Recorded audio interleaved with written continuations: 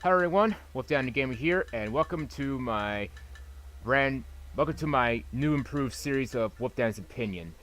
Yeah, I'm pretty much gonna keep the same name, but I do have the old videos of Wolfdown's Opinions up in case you guys want to watch it. So, anyway, I'm gonna try something new here. Pretty much what I'm gonna do is I'm going to treat the series as a brand new way that I look at. Pretty much what I do is I look at games and I try to talk about them in as much detail as I can. So I'm gonna try to go for 2 titles per episode. That's what I'm starting out with. Originally I was gonna do 3 games, but I couldn't find a third game, and plus it will take way too much time to do 3 games instead of 2 games. So I'm gonna stick with 2 games for now. And luckily, to start out with, these 2 games didn't take me that long to get footage for, and also at least one of them was fun to play. So at least it wasn't that big of a deal. So anyway, let's continue. Let's start with Super House. Let's start with Super House of Deadly Ninjas. So first off, this game was, I think it was published by Adult Swim Games, if I remember correctly. Give me a sec. I gotta see if I can figure out where can I here he is. Okay. So yeah. So anyway, this game should be okay. So yeah, I was right. So this game is published by Adult Swim Games, and also it was developed by Megadeth. And I think it's one of their first Megadeth games. I think it's also one of the first Adult Swim games, if I remember correctly. Adult Swim games are completely different, in my opinion, because they're actually pretty unique as a publisher. I don't know, they publish like interesting games and stuff. So yeah, I will recommend checking out their library. You might find something you may like. They're also known for Bogart the Viking, but I'm not talking about that. So anyway, well, Super House of Deadly Ninjas is a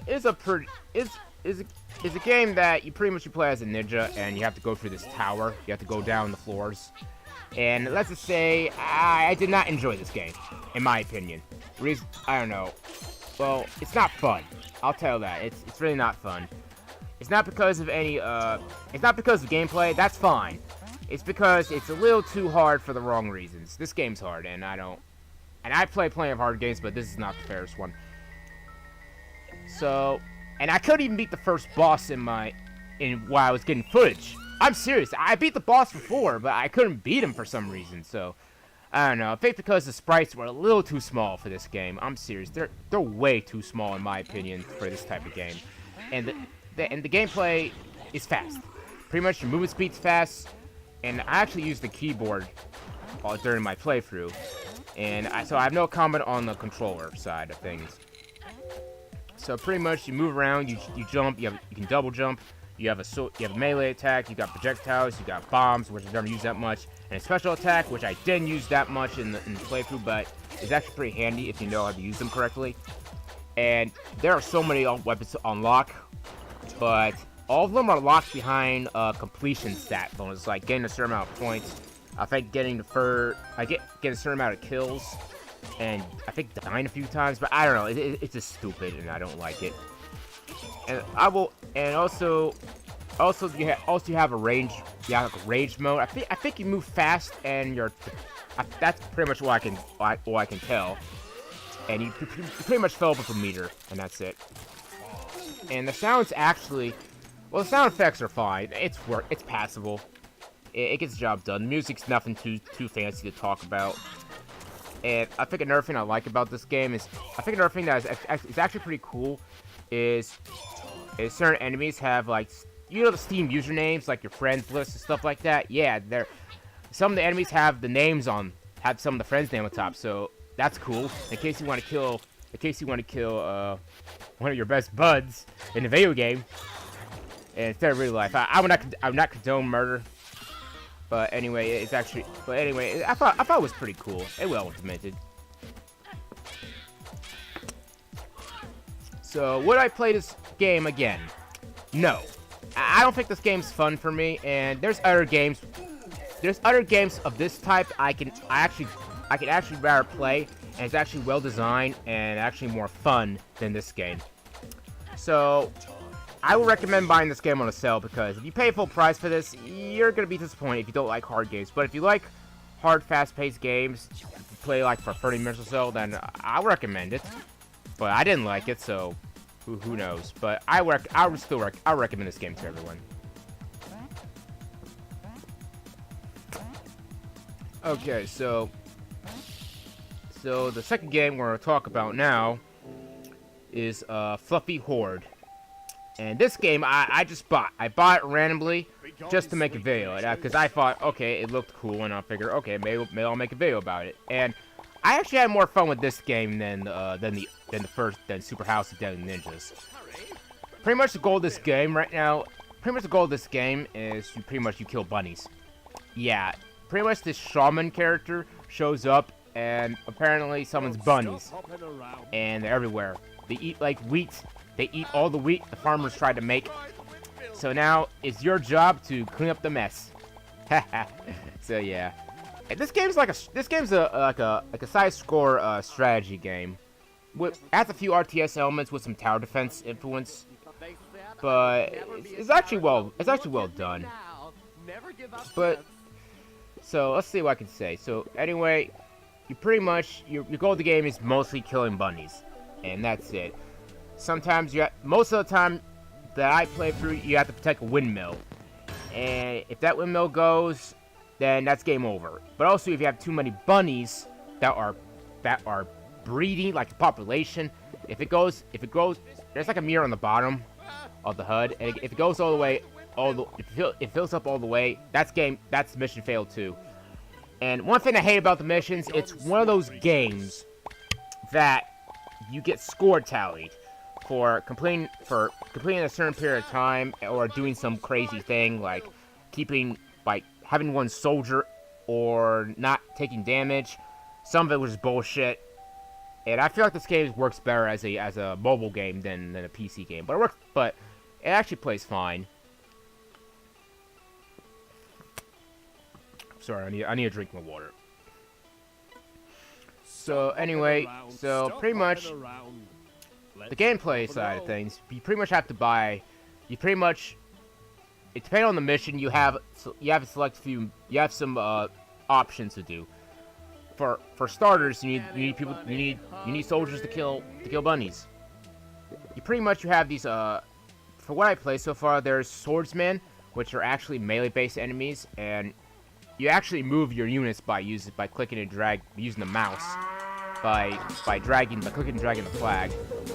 And you can also make a box. You also click on anything and make a box to target how many units you want, so you can drag them out to wherever it's defending the windmill or going to attack.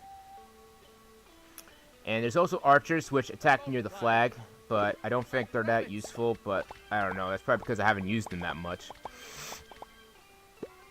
But my personal favorite unit in the entire game is actually the Carrot Men. I'm serious. The Carrot Men is actually, they're hilarious. They actually say these voice. They actually have these voice lines. Oh my god, and they're hilarious. And I will say it's definitely worth the price of admission. I will say the music's pretty good. The sound effects are passable once again. Nothing too crunchy or memorable about them.